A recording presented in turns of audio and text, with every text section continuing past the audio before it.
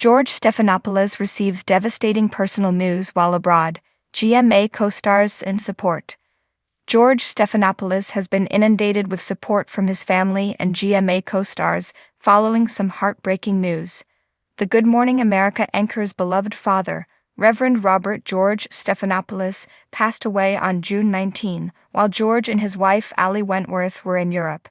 Allie took to Instagram to pay tribute to her father-in-law, giving an insight into his pivotal role in their family and the close bond they shared.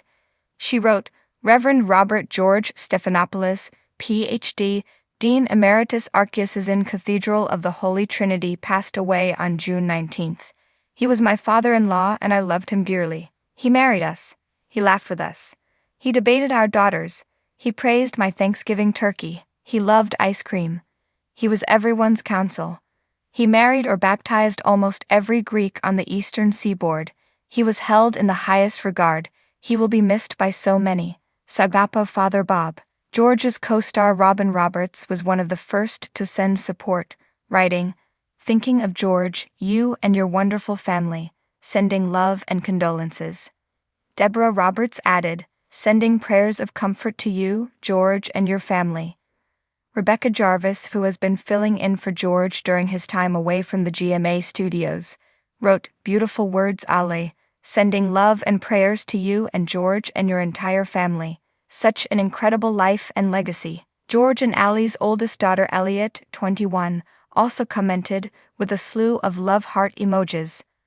Allie shared a number of photos of Reverend Robert to accompany her tribute, which were all taken from her and George's wedding day in 2001. George's father married the couple, as they tied the knot just 2 months after getting engaged. Allie will no doubt be a great rock for George during this difficult time.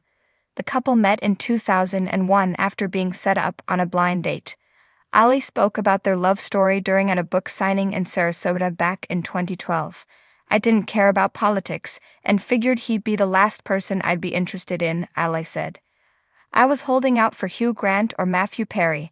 After agreeing to go on the blind date to please her friend, Allie realized that she had a lot in common with George, even ordering the same meal, a crab salad, and proceeded to talk for hours.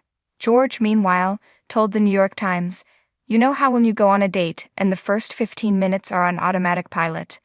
About 15 minutes in, she just leaned in and said something, and we were suddenly in another place, in another universe, immediately. We went from strangers to friends to being in love in days."